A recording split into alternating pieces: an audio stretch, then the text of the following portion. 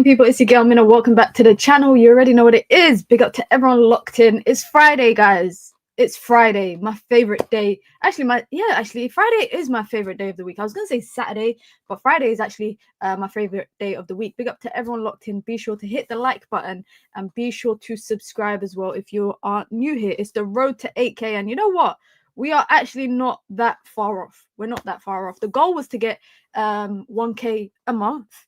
Maybe hit 10K before the end of the year, or at the latest by February. And the goal is still on. So make sure if you are new here, you do consider subscribing. Manchester United get their first 3 points in the Europa League, which I think takes them to 12th or 13th in the table. But with saying that, Amad Diallo steals the show. Are you not entertained, guys? Are you not entertained? I know some people have had their doubts about Amad Diallo 4 years into his time at Manchester United, and he's finally showing why he should be Manchester United's starting right winger. I said it last week on Sky Sports. I've been saying it for months and months and months. There is no better right winger right now for Manchester United in the team than Amad. So we're going to speak about that as well. And we are going to talk about potentially a new contract that will see him stay at Manchester United till 2027. We're going to talk about Ruben Amorim and boy, the big job that he has to. Let's be honest, guys. After yesterday's game, I'm sure let me know if you were actually ecstatic about the performance, because I'm not going to lie, bar the 2 goals, it was a lackluster performance. And it made me realize even more so that Ruben Amorim has a big job at hand when he comes in on Monday as the new Manchester United manager. So we're going to talk about that. We're going to talk about Ruud van Nistelrooy's post-match comments and potentially his admiration to stay at the club. Now, I will be very shocked. Obviously, we're going to talk about it, but I'll be very shocked if Ruud van Nistelrooy leaves soon, like as soon as Ruben Amorim comes in, because that just means he's been in the job for a couple of months. Maybe he might see the season out with Manchester United. Remember, he's only here on a 2-year deal, so he could actually stay for the rest of the season and then next season as well. So we're going to talk about that. We're going to talk about all Manchester United news. We got some players returning from injury today, which means Ruud van Nistelrooy, for his final game as interim manager of Manchester United, he potentially will have a few more players available to him. Now, can Ruud van Nistelrooy go essentially, it's not 4 out of 4 because United didn't win every game, but not lose a game as interim manager? We will have to wait and see until the weekend when Man United take on Leicester. So we're going to talk about that as well. Troll Potato says, I think it was just individual brilliance. Dude, yeah, I don't think it was a great performance as a team. There were other players that definitely kind of stood out to me that I was impressed with. And other players I think just didn't really look sharp. We're going to talk about Rasmus Hojlund. We're going to talk about Garnacho as well because he came off. I'm not going to lie. If Amad came off, I would have been ruled out. Do you know why Darren Fletcher has been banned for 3 games and fined 7,500? What did he do to get this punishment? Now, if I'm not wrong, Darren Fletcher's ban comes from something that happened. I think it's when something happened in a game against Brentford. Okay, here it is. So The Athletic are reporting, I remember the game against Brentford when Man United won 2-1. Fletcher was found to have acted in an improper manner and be abusive towards the 4th official and the referee/assistant referees. He admitted to the misconduct, but he denied the abuse. I don't know if you remember, but he was going crazy on the touchline. I can't remember what the call was about as well. I'm trying to remember what the call was about. But that is why it's happened. Juman Mubarak says, Tariq, Juman Mubarak, I hope you're doing well. What's the name of the music? I love it. It's just my friend's song. That's it. It's just my friend's song. That's an unreleased song. Katie says, Salam Minna, there was no slight... Salam, Katie. Hope you're doing well. There was no slight difference between Erik ten Hag and Ruud, except the players has more passion. The tactics, press, build up, and on a long balls all the same. No single difference. And I absolutely agree with you. That's why this notion of people... I think people want Ruud van Nistelrooy to stay as they wanted him to be the manager. I think it comes from a place of sentiment. Because I love Ruud van Nistelrooy as the player. As the manager, I have no sentiment or attachment to him. I'm not going to lie. And if this was an audition for him to keep the role, I don't think it's the best of auditions because the gameplay and the tactics, I'm not going to say it looks identical to Erik ten Hag's, but it looks familiar. And when I say it looks familiar, the passing is poor. The transitional play is not that great. But then that's the question of, does it go down to the manager or the interim manager in this case, or the players? Amad is Mo Salah level. All right, calm down, guys. I don't know how Mohamed Salah gets so much disrespect as a player. As a Liverpool player, I don't like him, but as a football player, we got to admit it. Now, Amad Diallo for me, and we're going to come and talk about him in it, because I just cannot fathom, guys. I think what actually annoyed me even more yesterday is that I saw Amorim play ahead of Amad last season. I saw Mazraoui play this season in the 10 ahead of Amad. Erik ten Hag and his issue with Amad Diallo, I need to know what it was, because Erik ten Hag did not want to have Amad Diallo playing on the pitch. And he even went as far to say, and this is how I know Erik ten Hag and Ruud van Nistelrooy possibly are two different type of managers, because a couple of games ago, if you lot remember, before Erik ten Hag got sacked, he came out and he said that Anthony was working hard in training, and Amad basically so Anthony deserved to come on ahead of Amad, and Amad never ended up coming on. Ruud van Nistelrooy, when he was asked about why he started Amad yesterday, he said he's been working hard in training. He even said that he stays back after training to work with me and the coaching staff for finishing drills, for passing drills, for getting in behind, pressing drills, etc., etc. He does individual training. Erik ten Hag played Amorim, guys, Amorim, who for me, I didn't ever think was going to make it at Manchester United. He played him over Amad Diallo last season. That is what you call blasphemy. I need to know what Erik ten Hag's beef was with him. I'm not even going to lie, because that is absolutely ridiculous. That is absolutely ridiculous. But actually, let's start with this. Ruud van Nistelrooy speaking to media both before the game and both after the game. I'm also Ruud out. Ruben needs all his stuff. If Ruben Amorim comes in and is told that he makes the decision as to whether Ruud is he going to utilize Ruud or not, then I think that could be a thing. However, I will say that it's going to be very weird. Like, I'll look at Ineos a bit unusual and think, why is someone leaving 3 months into their role? What was the point of even bringing him in? And if we go back and, the Athletic referenced it, if you guys remember a couple of weeks ago, Ruud van Nistelrooy was not an Ineos appointment. Ineos did not go out and seek him for the role. He was an appointment of SEG. SEG is not his reps, but it was a recommendation from the SEG agency that represented Erik ten Hag and multiple other players at the club. They recommended Ruud van Nistelrooy. And I don't know, Ruud van Nistelrooy had the opportunity to take the Burnley job, but he didn't. He'd rather be an assistant coach at Manchester United. And with this idea that, I was under the impression that if Ruud was coming in as an assistant coach, that maybe it would, like, the blueprint was for him to eventually become manager. But if there's talk now about him potentially leaving, then it's very, very interesting. Now, reportedly, Manchester United players are very impressed with Ruud van Nistelrooy, not just as his stint, as he's been an assistant coach, but even as the interim manager. They said that his impact has been excellent. And obviously, he's got 2 wins so far and a draw. Now, I think it's no doubt that the players like Ruud van Nistelrooy and they probably get along with him. And they actually probably they probably have a connection to him, because I know it's ex-player tax, but he used to play for the club, so he knows what it means to put on that shirt, wear that badge, and go out into Old Trafford every so often and perform and basically get results. He knows what that means. However, that necessarily will not result directly into that player playing well. Now, it's important for people to have that kind of base level connection, I think, the coaching staff and the players. But at the end of the day, the coaches are there to coach. They're not there to, have a sentimental relationship with the players and basically bypass anything they might do just because, you once wore the shirt and maybe what it feels like. Ruud van Nistelrooy, like I said, he had heaps of praise for Amad yesterday. He had praise for the players. But I watched the game yesterday and I thought, this is not sustainable. This is not sustainable. The opponent there was spells of the game where Man United were being dominated, guys. There were spells of the game where Manchester United were being dominated. I remember there was a chance that they got, I don't know if you remember, in the second half, the ball lands into the box. So, a player unmarked, he completely scuffs the chance right into the keeper and goes straight through the middle. But even so, those kind of moments for me should not happen in a game like that. In a game like this, where Man United are evidently the stronger side, they're the biggest side. I can't say they're the more talented side. They should be, but it didn't look like it. You should be dominating for 90 minutes straight. Now, this is no comparison at all, because I know that this is a professional club. But Chelsea were playing a team yesterday and slapped them 6-0 at halftime, 8-0 full time. Now, of course, that team, FC Noah, whatever their name is, they were assembled in 2017. They ain't even been around for 10 years, guys. There's a lot kids that are in year 3 right now in primary school are older than that team. However, when you come up, I think, against a weaker side in a competition like Europe, these kind of European competitions, if you are the more dominant team, if you are the stronger team, if you are the bigger team, you need to dominate throughout 90% of the game. And that wasn't the case for Manchester United. And not only that, I feel like in possession, there's not much of a difference from what Man United was doing a couple of weeks ago to what they're doing now. Now, you can think about the Leicester game last week in the cup. That was a rotated side. That was a rotated Leicester side. I think the Leicester game on the weekend will be a different type of performance. Big up to JJ, says, hey man, I was at the match yesterday.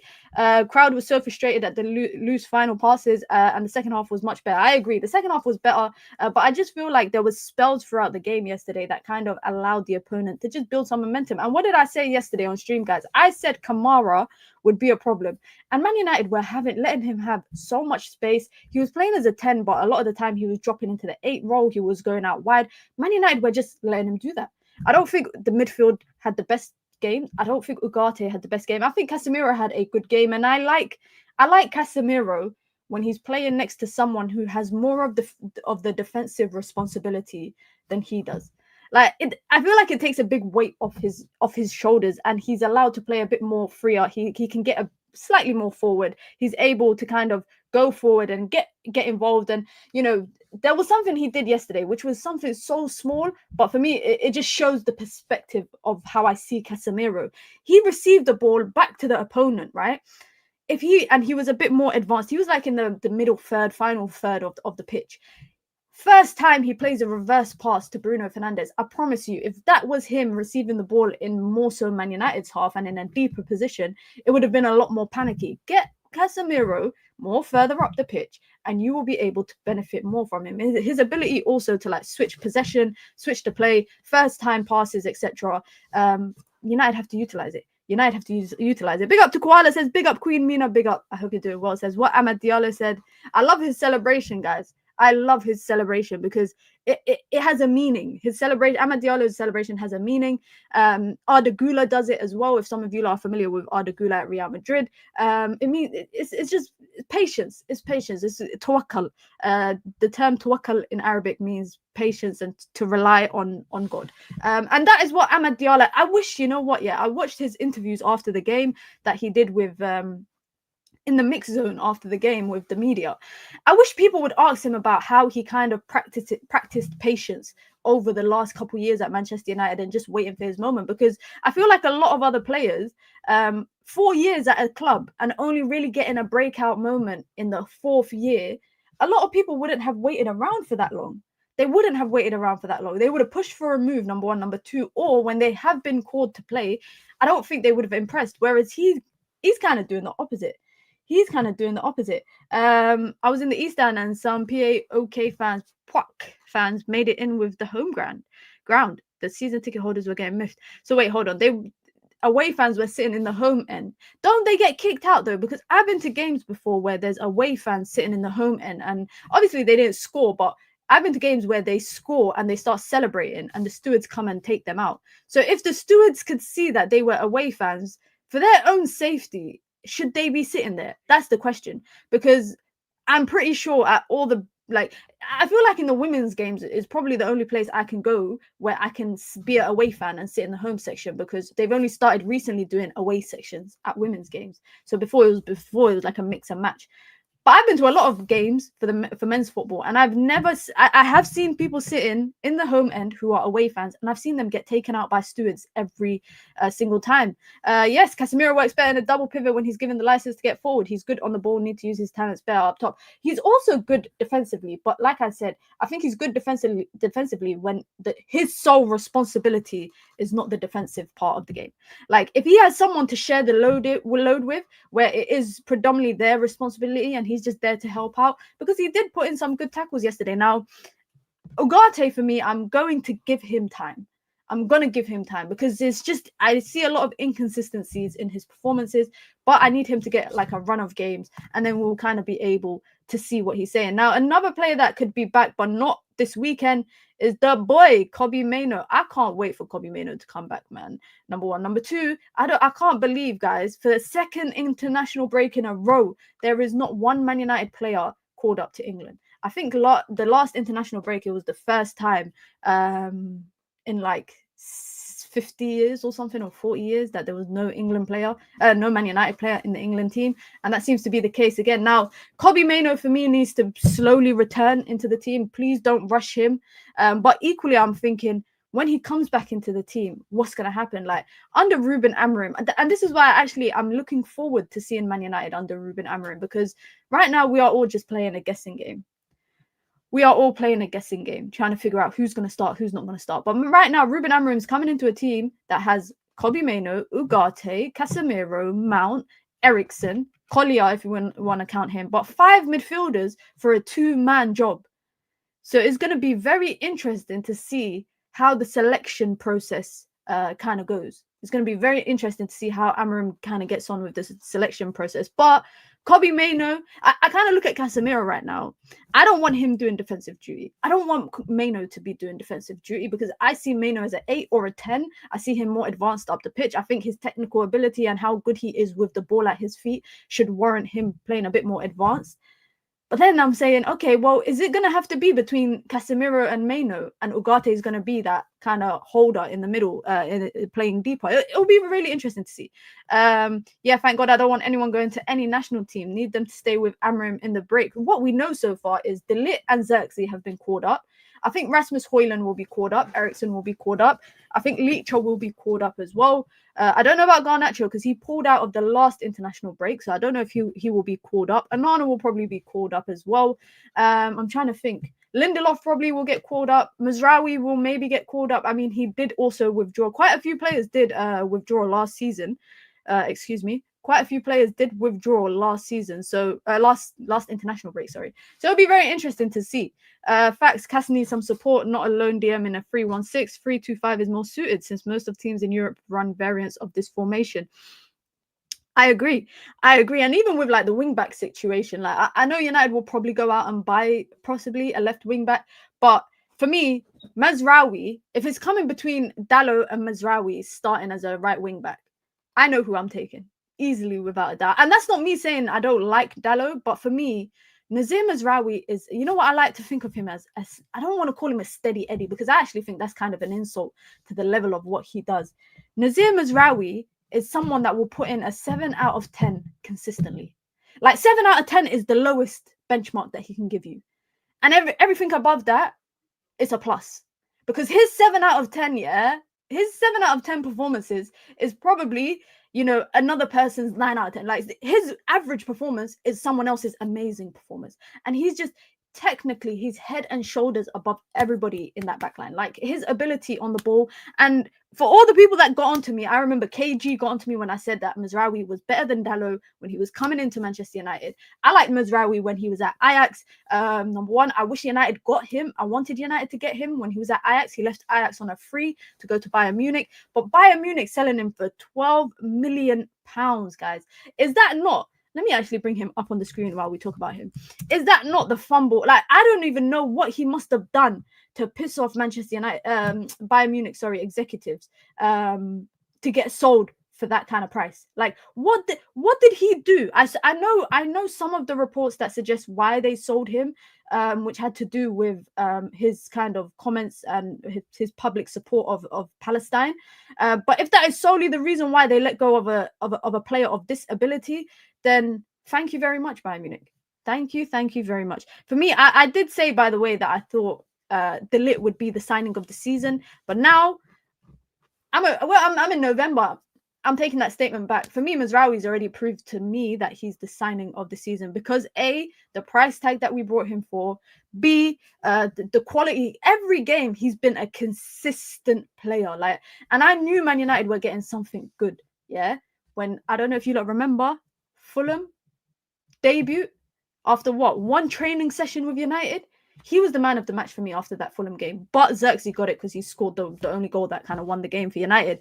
But after that day, I said, this guy, he gets the job done and he is a great player. And for me, that's more than enough. And for the price that United got him at, I remember I got cooked when I said that Mazraoui was going to be one of the best right backs in Europe. I think, and I also think, can I just say, with Mazraoui, because he's not a Trent. He's not a Koundé. Koundé got, for example, Koundé had 3 assists in the Champions League the other day. What Mazraoui does not come up on the score sheet. It doesn't come up in assists. It doesn't come up in goals. But if you watch the game, and eye test is a big part of it, if you watch the game, then you know what Mazraoui does for the team. And I'm very intrigued to see potentially what will happen in terms of when Ruben Amorim comes in. You know, wing back position. Are we going to have Mazraoui right wing back, left wing back? Yesterday, I was happy to see him get switched back to the right-hand side because for me, play him on the right with Amad. First 3 games of the season, that's what we saw. It worked. It's going to continue to work, so play him there. You get Kobbie Mainoo into the team. On that right-hand side, the 3 of them will be able to link up well, and whoever plays up top. Big up to OJ says, both Maz and Delit have been class. Generally speaking, we would be screwed without them. Where would we be? And people were guys, do you remember the meltdown people were having about letting Aaron Wan-Bissaka go to bring in Mazraoui? I remember arguing with KG about it. I argued with so many people about it. And they were saying, how can we let go of Aaron Wan-Bissaka, our best defender, basically, for this Bayern reject? I bet you no one is saying that anymore. That's what I have to say. I bet you no one is saying that anymore. I promise you, for the price that we got him at, you will not get a better right back in the market right now. Unless they are for free, you will not get a better right back than this player in the market right now for the price that we got him for. And that's all I have to say. Let me see what else you guys are saying. Rondo says underrated signing of the summer. I agree. Facts. Let's actually talk about yesterday's game. Because this guy's performance, yeah, I don't know what United like. Again, I'm gonna be patient, but this cannot be the same guy that people are saying to me is gonna be the Gokeres for Amorim system. It can't. Like, again, he's still young, still a bit raw in some of his attributes, but his first touch ain't great, guys. Let's be honest. Yesterday, he had 16 touches throughout the whole game. You know it's bad when your keeper has nearly triple that. I think in the first half, he had like 7. So he had about the same number of touches in the first half and the second half. This is the thing that I think why it's going to be, like I said, interesting in the Amorim way, in the Amorim ball, Amorim era, whatever you want to call it. But we have wingers who like to score. He's not going to get the service. Because when Man United are spreading the ball, when they're, distributing, passing, but they are trying to find the outlets on the far right and the far left. They're trying to find the players on the wide channels. The players on the wide channels are trying to get the ball into the box and are trying to create something for themselves or, just fizz a ball across the box and see who can get on the end of it. They are not purposely seeking out the striker. Now, if you guys remember when Manchester United brought RVP, that was the best. I remember RVP was announced, I think, on Eid Day. That was the best Eid Day of my life, yeah? But when Man United brought RVP, Sir Alex Ferguson said to the Manchester United team, I don't care what you guys do, you find him. And if you don't look for him, I'm going to take you off. So do you guys remember they used to be fizzing balls up the field? They used to be putting balls into the box.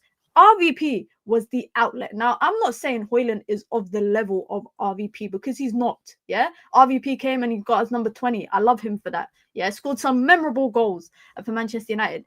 But the manager made sure that the players knew their place in terms of what their job is to do in the team, which is to find the striker. Now, Hojlund is nowhere near being on RVP levels. However, I do think that players need to seek him out in build-up, in possession, when they're creating a chance in the final third. Otherwise, he's going to be stuck doing graveyard shifts over and over again. And if the manager would rather having your outlets being the creative players that are trying to get a goal, then play Joshua Zirkzee. Because that's the guy that's going to do the job. Joshua Zirkzee ain't going to be the guy like Hojlund, where he's going to be box crashing, trying to get in behind the defender. But if you want a striker that's going to find your wingers, then you play Joshua Zirkzee. And if you want a striker that is going to try and find the back of the net, be a number 9, cause disruption on the back line, try get into the box, etc., you play Hojlund. But what is the point of having him if that's the case? Now, yesterday I watched him. Number 1, his touch was poor throughout majority of the game. His touch was poor. But I don't think the game really worked in his favor. I don't think the way that United was playing was really, really working in his favor. Now, if we just look at yesterday, for example, 2 shots for him. He played 89 minutes, by the way. Now, according to SofaScore, FootMob, you know, those places that do ratings, he had the lowest rating of any Manchester United player. But take it with a pinch of salt, guys. But he had 2 shots yesterday, one on target, one off target, but both of them was in and around just outside of the 6-yard box. 4 out of 6 accurate passes, so he didn't get the ball much. He had 16 touches in the entire of the game. Into the entire 89 minutes he was on the pitch, 16 touches. 2 of them was in the opponent's box. That is not a striker. That is not a number 9. And that, for me, evidently shows that's not a number 9 that is getting involved in the gameplay. He was offside once, dispossessed 3 times, and passes into the final third once. Again, guys, 2 touches in the opponent's box for 90 minutes. Actually, 89 minutes. Let me not be mean. 89 minutes. Now, just for some context, guys, just for some context, right? Bruno Fernandes, had 6 touches in the opponent's box yesterday. 6 touches in the opponent's box. And how many touches did he have throughout the game? He had a lot, because I think actually Bruno had a good game. 70 touches. Now, obviously, Bruno is our more creative player, so of course he's going to be involved in the game a lot more. Now, let me look at Christian Eriksen. Christian Eriksen came on and played 25 minutes and he had 10 touches in the game. Rasmus Hojlund played 89 minutes and had 16 touches in the game. Like, do you guys see where I'm going with this? Do you guys see where I'm going with this? Of the fact that I don't know what it is in the way that Man United are playing, but it's not working to the strengths of Rasmus Hojlund. From what we see from Gok, he's a workhorse, technical when needs to be finisher. Hojlund needs to work on fundamentals.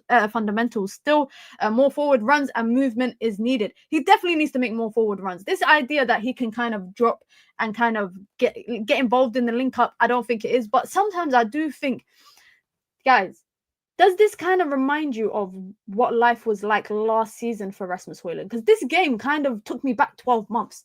And I was like, I've seen the script before. I've really seen the script before. Now, I can't really judge Joshua Zirkzee on his performance because he played 3 minutes of the game. Hojlund is terrible at positioning himself to receive the ball. He can never start for any other big 6 side. That's strong. That is very, very strong. Yesterday wasn't his type of game. If anything, I think yesterday's game suited Zirkzee more than Hojlund, especially the whole link-up thing going between Amad and Maz. Listen, I said this time and time again. If Amad is starting, you start Zirkzee. You start Zirkzee. Garnacho / Rashford can start on the left. But I think if you are having a game or kind of a game plan that is approaching the kind of philosophy that you're going to get your wide players involved and your wide players are going to be the main outlets going forward, then you have a player that can link up well. Zirkzee was on the pitch for 3 minutes and he had one nice little pinged ball across. I know you lot know what I'm talking about. A nice little ball to distribute it and go out wide to the left-hand side that I think created a counter for Manchester United. Now, those are the kind of stuff that you would want your striker to do if your outlets are the kind of main guys in the game. But you can't have a player, in my opinion, like Hojlund, trying to make him the main guy, but at the same time, he's not the main guy. You know, there are some flaws that he has, absolutely. And Ruud van Nistelrooy spoke about it after the game about the fact that Man United need to score goals. Like, they need strikers to score. Because you think of this season, guys, our strikers are not in the top 5 of most goals for Manchester United. Like, even though Man United ain't scored a lot, Man United have not scored a lot of goals throughout the entirety of the season and, in all competitions. Man United's top goal scorers, though, are Garnacho, Bruno, Christian Eriksen is somewhere in there. Hojlund and Zirkzee are not in that. And despite that, Manchester United have spent over 100 million on 2 strikers, and there's still uncertainty about where the goals are going to come from. Now, is that going down now to poor recruitment? Does that go down to... And I understand them buying Hojlund. When Manchester United bought Hojlund, they were moving down this whole data-led decision. Erik ten Hag at the time didn't want Hojlund. He wanted Harry Kane. He wanted a proven goal scorer. In the summer, again, Manchester United were linked to more strikers. We were linked to Jonathan David. We were linked to Ivan Toney, etc. You look at the Premier League, for example, and in the summer, out of the big six, it's only really Spurs that went and brought a striker in Dominic Solanke. But Arsenal needed a striker. I'd say Chelsea needed one because they were looking at Victor Osimhen, even though they got Nicholas Jackson. But Chelsea were looking at a striker. Man United were looking at a striker. Man United went and brought a different profile of a striker. Now, they brought a profile of a striker that ain't going to score 20, 25 goals for you. So Man United, I think, kind of shot themselves in the foot. And now they have a situation where they got two strikers that they've brought over 100 million combined. And they are still trying to struggle to find goals from somewhere. What's the likelihood United go out and spend another 70 million again on a striker? They will have to offload someone. Two young strikers with no one to learn from, that's always going to be an issue for them to grow. That's true. And you think about it, I'm trying to think of who would have been the best type of striker to learn under. It would have been a Harry Kane, but United didn't want to spend 120 million on him. They didn't want to negotiate with Daniel Levy, and he probably wouldn't have made it easy for them. Let's be honest. He wouldn't have made it easy for them. But let's go back quickly to the return of injuries. Tyrell Malacia, another player that's back training with the first team. It's good to know that he exists. I'm looking forward to seeing him play. Like we don't know what we're gonna expect. I'm not gonna lie, I don't know what to expect from his return. But Laurie Whitwell was reporting on the Talk of the Devils podcast that it's possible that Tyrell Malacia will be back for Manchester United's game against Ipswich on the 24th of November, but the club are being very careful with his recovery. I just want to see him back in the United shirt. In it, for me, it's not the fact that he's a player that I think that United miss a lot. I don't think there's a gap to be filled, but I don't think he's the guy to fill it. I think for me, I said it when I was on Sky Sports, Tyrell Malacia for me has always been a rotation player. It's as simple as that. But I'm not going to I was going to say something, but I don't want you to laugh. But I'm not going to pile on him because he's been out injured for so long. I remember what he gave Man United in his first season. What's the likelihood he returns to that level? We won't know, but I will be patient enough to see him get back to that because he's not a starter. I don't think he's a direct starter that Manchester United are missing. Another guy that is back in training today, he's back on the grass, guys. He's back on the grass. It's Luke Shaw.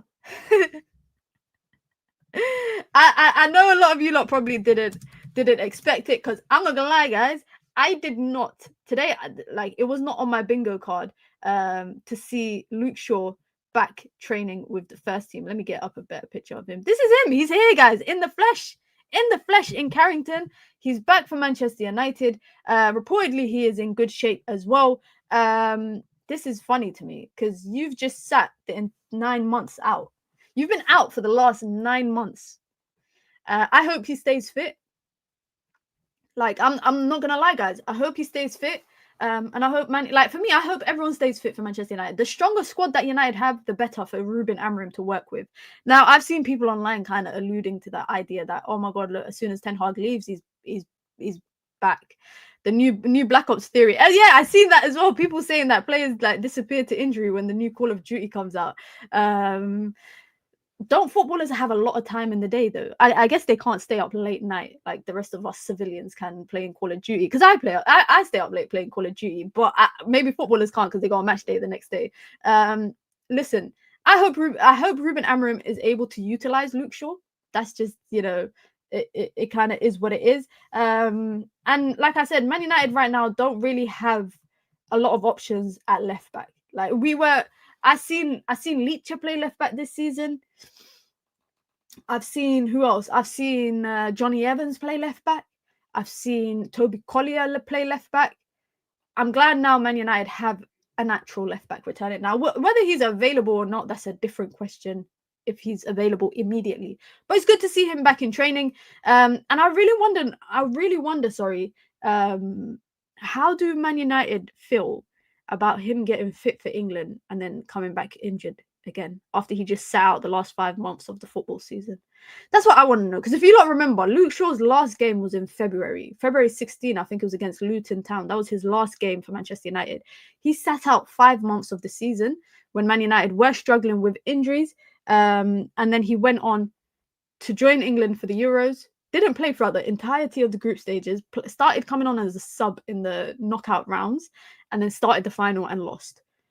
So I want to know, what does Manchester... And then he reported back to Carrington a couple of weeks after that, and then was injured and was out injured. And we weren't given any insight, by the way, about his injury. They just kept saying... I don't know if you lot remember, Erik ten Hag just kept saying he's had a setback in his recovery. He's had a setback. But there was no kind of insight. Was it his knee? Was it his ankle? Was it his hamstring? Was it his calf? Was it his groin? What was the injury? All we kept hearing was he's had another setback.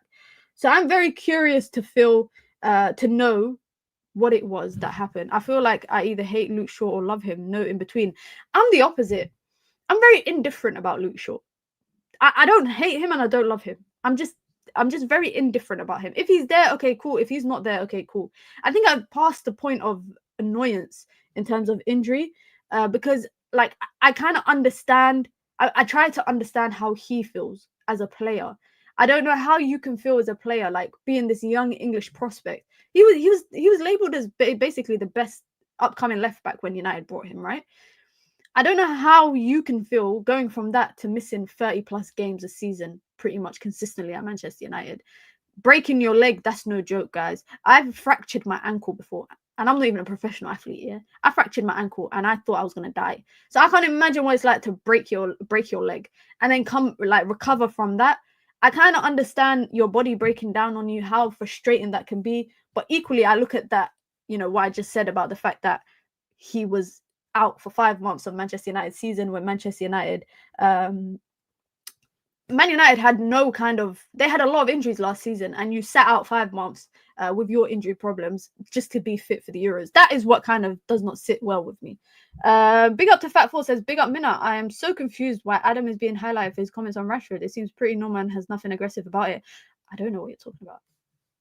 What, Adam? And what happened with... Did something happen again? I saw the Garnacho stuff, but has something else happened with Rashford? Because I'm sorry, I've not been online today, so I'm not too sure. Maybe I've missed some stuff. And another player that we got to see yesterday, the return of the Mount.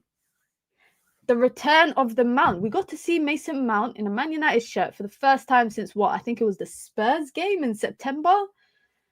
How many games? I think number one, the most important thing for Mason Mount is just to stay fit. Like, that's it. No more setbacks in training. No more setbacks for your injuries. Just be fit. Whether he's a starter under Ruben Amorim or not, that's a different conversation.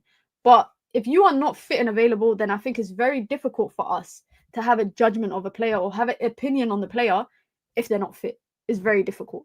But he's another player that has obviously returned back from injury for Manchester United. But whilst we're on the topic of, let's just go back quickly to Rasmus Hojlund.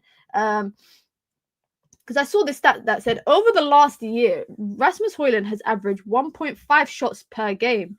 That puts him in the bottom 2% of all strikers across Europe's top 5 leagues. He also ranks in the bottom 6% for passes received.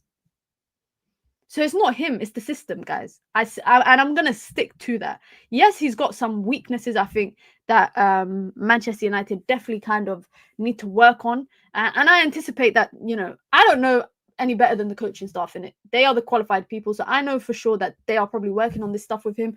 But equally, Man United need to feed him in the game. Get the ball to him. Let him get some shots on goal. Because 1.5 shots a game, putting you in the bottom 2% of all the strikers. And despite that, you are one of the starters. Like, the people who are in the bottom 2% of strikers in Europe's top 5 leagues, those are probably strikers that are playing 5-10 minutes a game. So they're getting 1.5 shots a game because they're not a starter. They're not a regular player. They're just there to play 5-10 minutes per game. You're playing a lot. You are starting. So that, I think, makes that metric even worse, or even it highlights a bigger problem for Manchester United. Big up to Behir with the super chat, says, Assalamu alaikum, my fellow East African sister. Wa alaikum salam, my East African brother. I hope you're doing well. Thank you for the super chat. I appreciate the contribution. How many likes are we on? I actually have not checked. The likes and the views are not adding up right now, guys. It's not adding up. You know what really helps with the algorithm, guys, is when you hit the like button. So if you've just come through, please do hit the like button. You know the rules, man. You come in, you wipe your feet, You say hi to everyone in the chat, and then you hit the like button. It's as simple as that. If you want to join the membership club, you can. It's the pinned comment in the chat. You get your badges, you get your emojis, you get your custom member content, and of course, you get to support the growth of the channel, the ever-growing channel here. It's the road to 8K. Hopefully, we get there by the end of the month, and we got like 3 weeks left of the month. So hopefully we're able to do that. But like I said, you can join the membership club. You get your badges, your emojis. There's a lot of emojis to use. Some of them I need to get rid of because we've got the Ten Hag one. That one needs to go. And we need to put an Amorim one because he's here to come to join Manchester United. If you want to if you want to support the channel, in alternative ways, you can by sending in super chats with your comments, with your questions, with your thoughts, or just to show some love. You can do that as well, and obviously that supports the growth of the channel. Like I said, I'm in the middle of building a new HQ setup, so all your support is appreciated. We got international break as well coming up. In the next week, in the next couple of days, actually, we got the international break coming up. What kind of content do you guys want to see during the international break? Do you want to see like debates? Like, is there anyone you want me to bring on the channel? Is there any particular people? Do you want me to do content, non-Manchester United stuff? Because I like talking about Manchester United, but equally so I like talking about non-Man United. But let me know what kind of content you lot want to see during the international break. FC25, make Man United great again. We will be back with that as well next week. And obviously we will have other stuff coming. I'm trying to stream on Twitch, guys. I just can't be consistent. You know me and consistency. We don't go along together on Twitch, but I'm trying to be consistent. So if you have any suggestions of people you want to see on the channel, whoever it could be, United content creator, non-content creator, etc., let me know. Salam from India. Big up to everyone from there. Amina, I have a question. Why is East Africa bad at football compared to West Africa? You know what? I'm going to be so shameless right now. I wrote an article about this for The Athletic. I wrote about what I basically wrote a kind of investigation. It's not actually an investigation, but it was like an investigation about when will an East African team qualify for the World Cup? Because an East African team has never qualified for a World Cup. If you want to read the article, I'm going to drop it in the chat right now.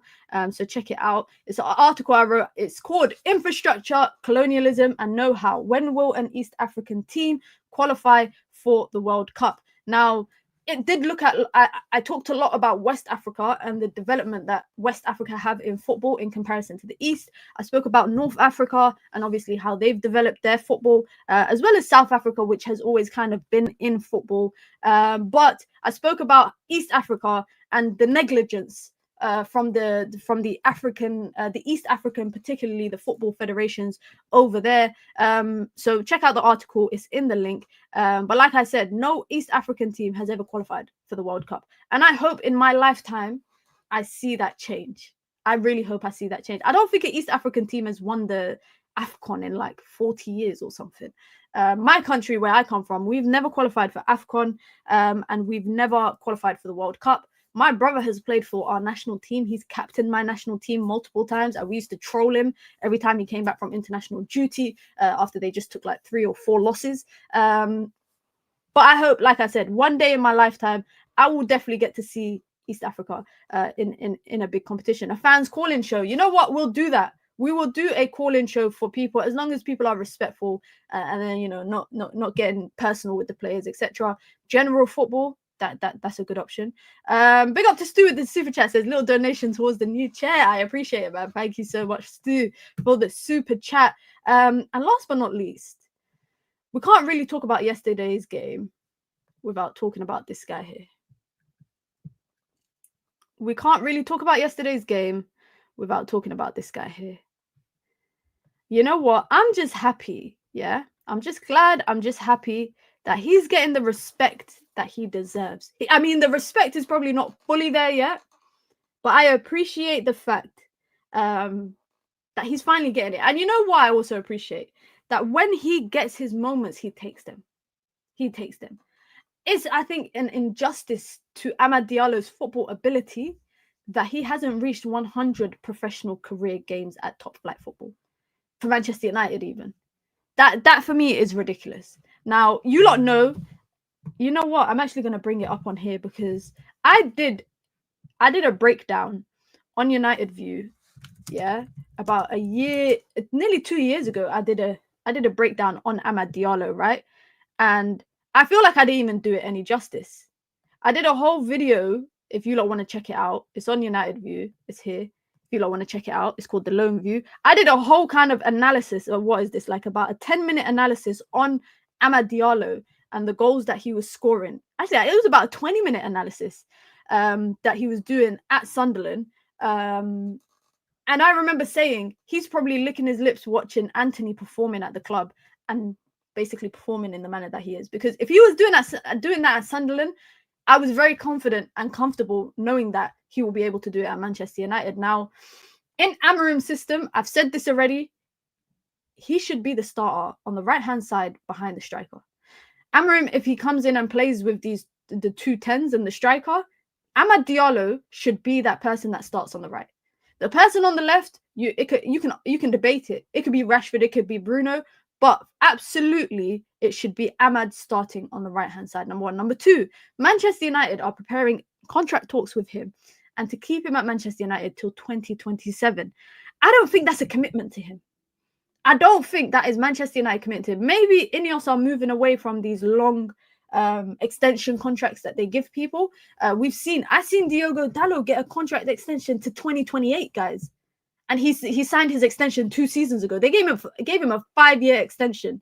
I've seen other players get multiple years, but if Amad Diallo, all they can give him is 2 years, that's kind of sad. I can't lie, that's kind of sad, given the fact that Man United have spent nearly 200 million on right wingers, and this whole time the kid that they brought for like 30 million with extensions, obviously it was 18 million plus extensions, but the kid that you brought for that was the one that was the answer to your right hand side. We're going to talk about his goals, just his entire play yesterday, and I've said this over the last couple months in particular for Amad Diallo. I said when he becomes selfish as a player and he starts shooting rather than trying to find the pass all the time, then everybody will see how great of a player he is. And that goal that he scored, the second goal that he scored for Manchester United yesterday, guys, it's not a fluke. It's not a fluke.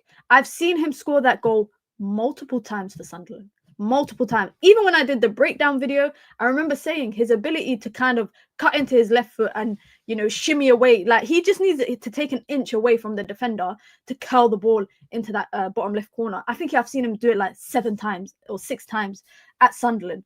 The strength side of his game, the physical aspect of his game, is something that I've seen him develop while he was at Sunderland. So all this stuff is things that he's had in his locker, and it's been sitting on the bench for Manchester United. And Erik ten Hag has to answer for why the hell he played Forson over Amad so many times last season. Big up to Riri with the super chat. Thank you, sis. I appreciate it. It says, bless up to the community. And Minna, big up, sis. I hope you're doing well. And welcome to Chiku, the newest member of the community. Big up, Chiku. Welcome, welcome, welcome. Maybe Ten Hag didn't like him. I don't know.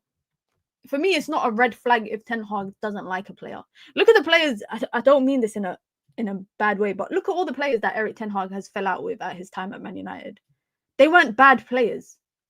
They weren't bad players. Maybe they weren't his cup of tea, but they just weren't bad players. Like Amad Diallo, for me, I need to know why Erik ten Hag was adamant that maybe he wasn't working hard enough, or Anthony was working harder than him in training, or Forson was more deserving of starting last season than he was, or Mazraoui in the 10 made more sense than Amad Diallo playing there. I need to know why, because I feel like Man United have, the way that I see it, guys, with players, the more you play them, it gives them a chance to create consistency. The more game time they get. Amad now is starting a bit further back because he wasn't playing much in the last couple of games under Erik ten Hag, and I need to know why. It's literally just as simple as that. Both goals that he scored as well are 2 kind of different goals.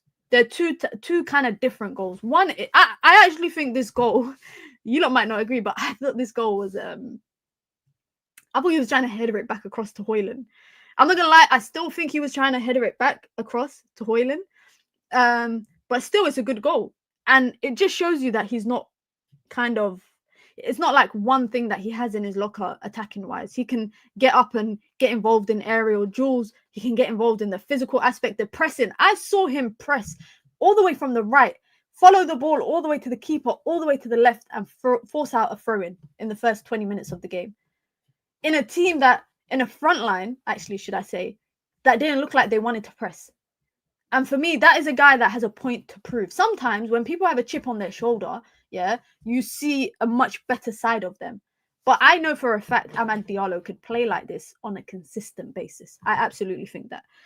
The good thing about Amorim coming in now is until the end of the season, he'll get to judge everyone, including Bruno, Amad, etc., the safe ones. I don't think anyone's safe in the team.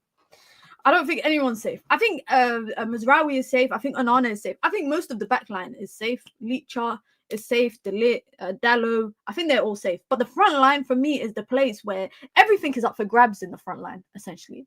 There is no one, I think, that is confirmed. If you don't know what I mean. I don't think there's anyone kind of confirmed in that front line. I feel like that front line can be interchangeable depending on how the manager sees fit. And that is why it's good for, I think, players to not be secure in their role. I feel like it's good for players to not be secure in the fact that they might start every game. Their position is not of threat. I don't think Garnacho had a great game yesterday. I'll be real. I don't think he had a great game. But one thing I realized from Garnacho yesterday is he was trying to find the pass a lot more. I don't know if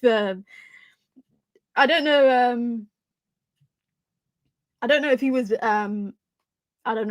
criticized in the dressing room or being told by the coaching staff, but it was evident that Garnacho was trying to find the pass a lot more.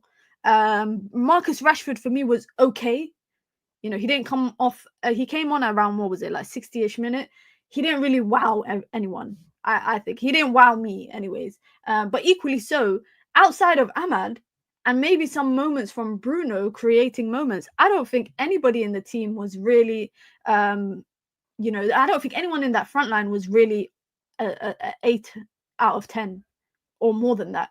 And it's interesting because, like I said, Man United shouldn't be cocky, but they should know that they are the stronger team coming into the game. I was watching an interview from Patrice Evra, and Patrice Evra was talking about how he's lost so many Champions League finals. Like he lost with Monaco in like the early 2000s. He lost twice with United.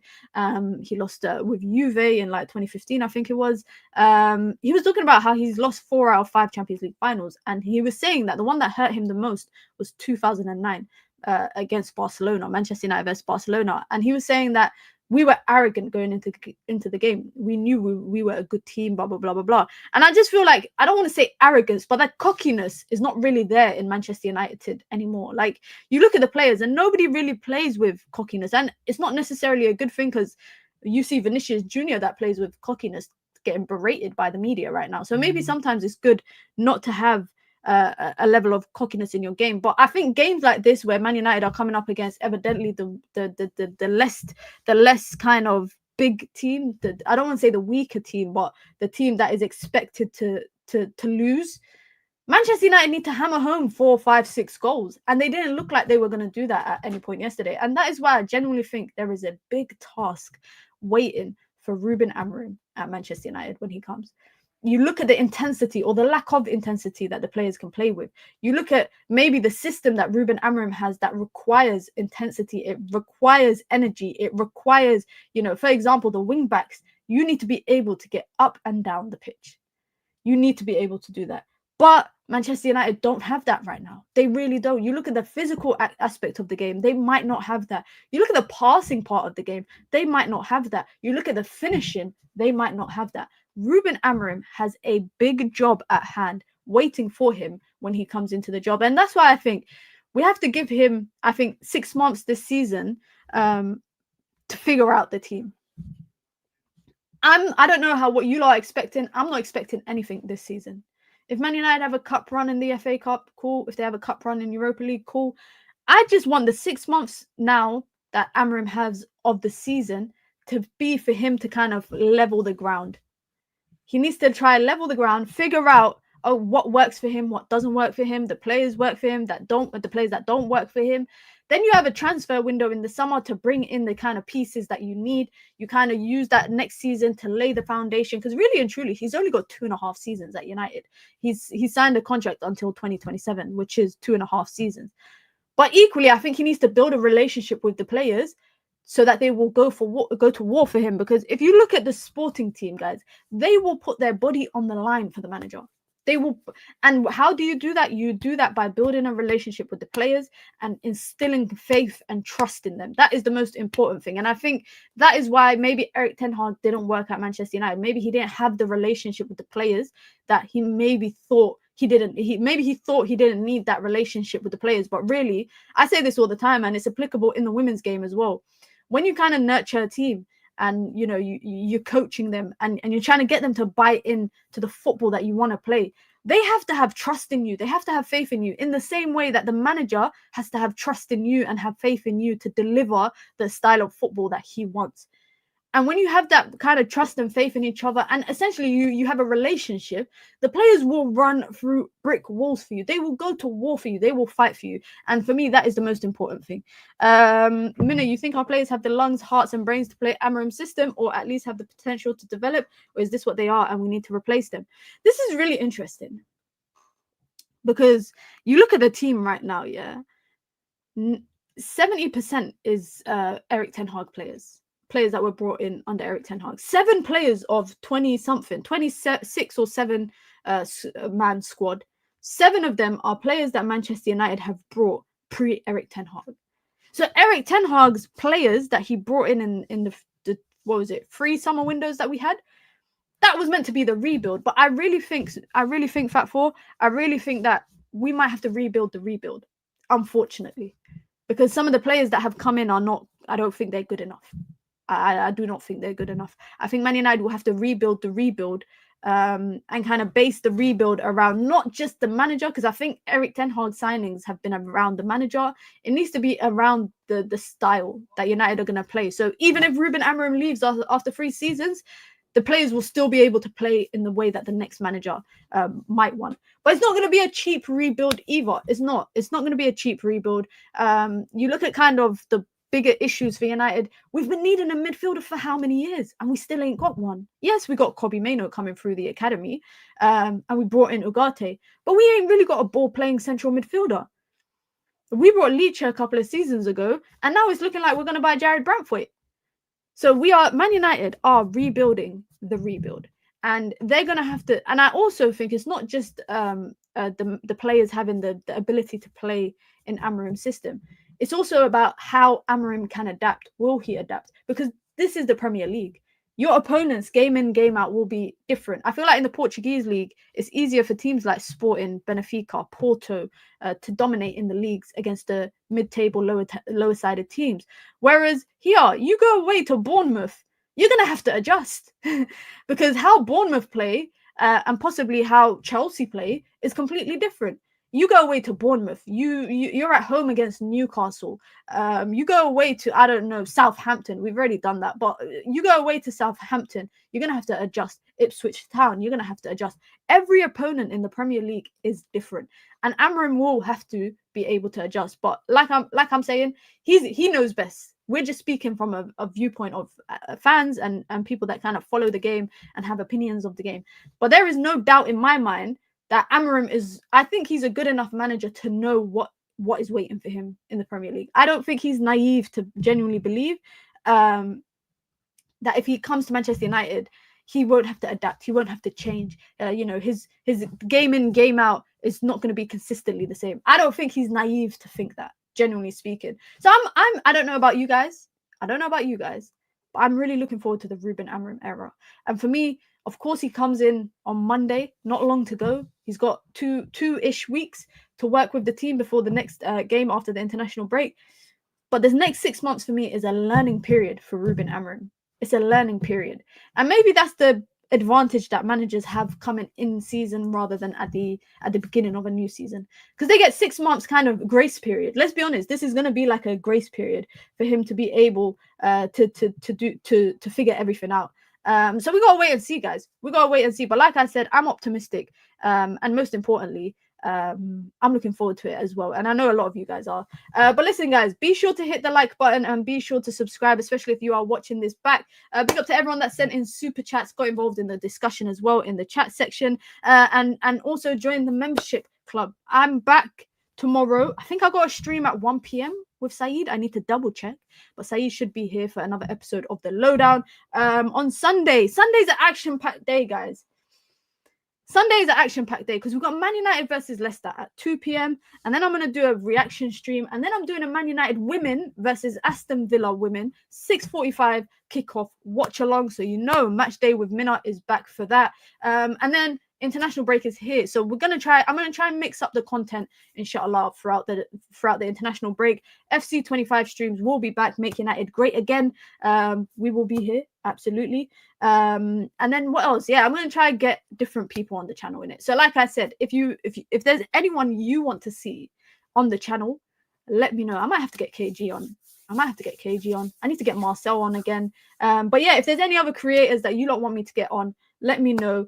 Call-in show. Yes, Riri. Someone in the chat said it. I will do a call-in show and I will do a vote on the community tab to pick a day that works for everybody. So I'll do a call-in show for the members as well. But listen, guys, be sure to hit the like button.